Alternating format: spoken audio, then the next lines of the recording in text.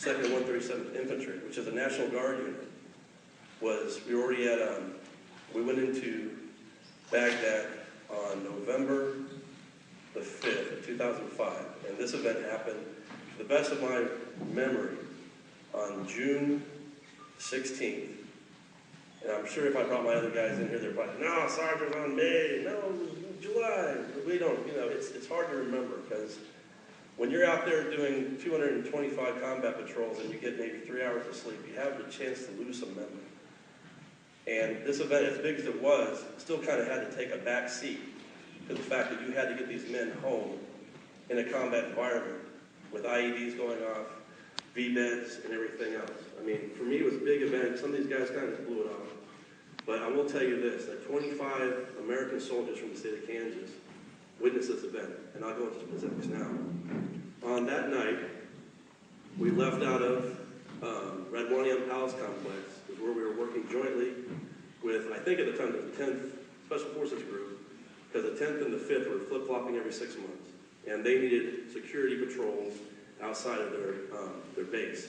And that was basically what our mission was. The benefit of it was we got to use and train with all kinds of weapons and had an unlimited supply of ammunition to train with.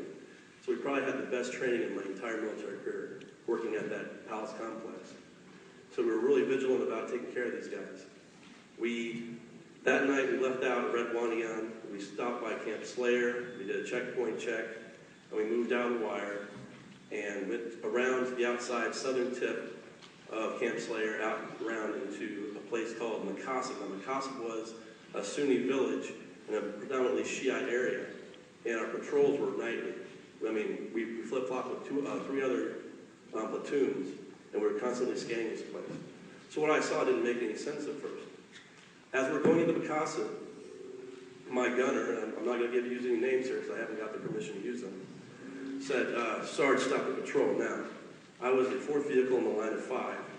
I rated up to the platoon leader to stop the convoy. We stopped the convoy, and we were all suspecting this was not a V-bed, but an IED. So we all did a perimeter check outside of our windows, and then we dismounted just outside of the line of the vehicles. We didn't go out into the grass so much. We were like still on the road. And I'm looking around, we're all looking around, and we're like, what? And my gunner simply did, Sarge, look up. Now, to a rational mind, when I looked up, the thing that came out of my first thought that day was, how did they erect 1,000-foot-tall aluminum poles and put landing lights up there?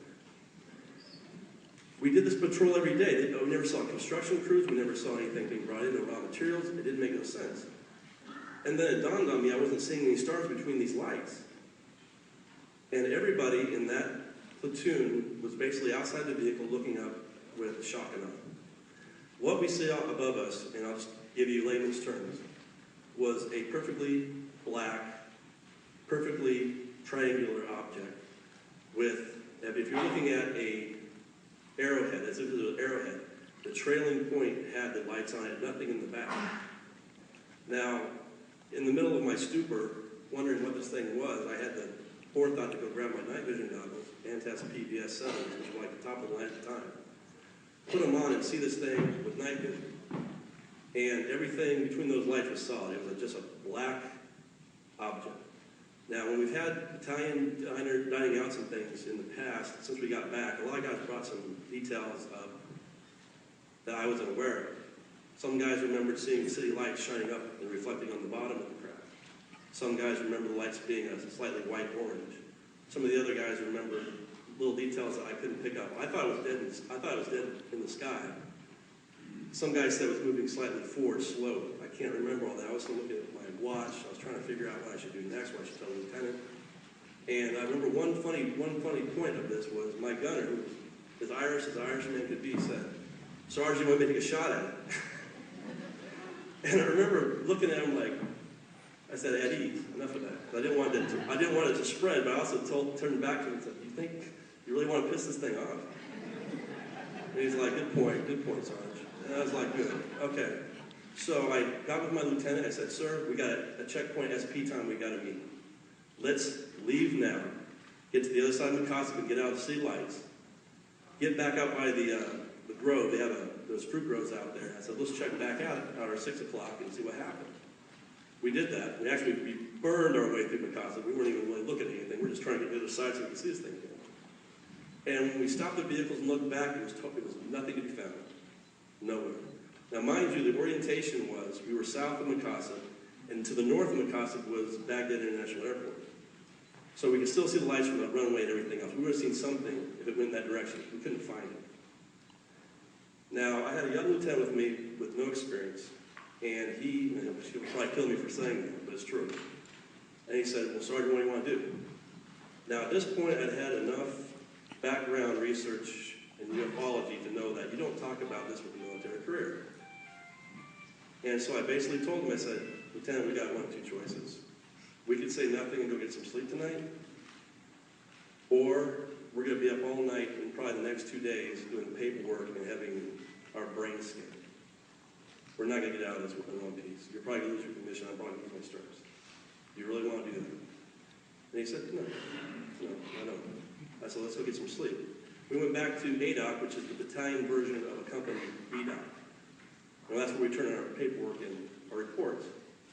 And they said, you know, I didn't know how to play it. I said, LT, let me do this one.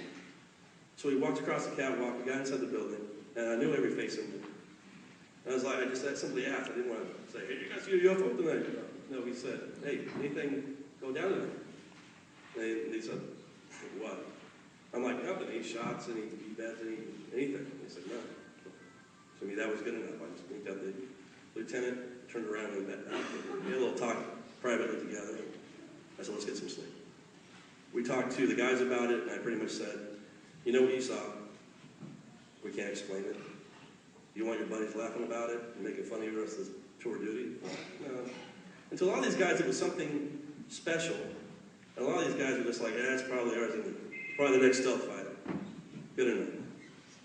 And on that note, I'll end my story because that's pretty much as far as it goes. Other than to say, when we get together from time to time, we always talk about this incident. Now, I never thought I'd be on a stage somewhere talking about it to the public. I always thought it was supposed to be our dirty little secret.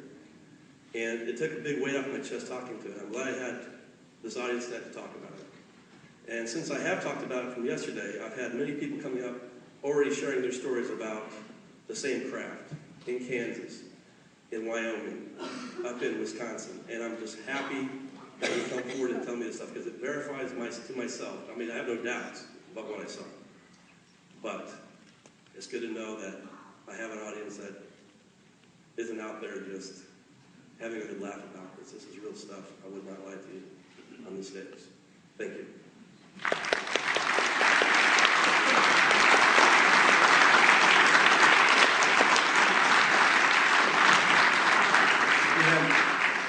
We have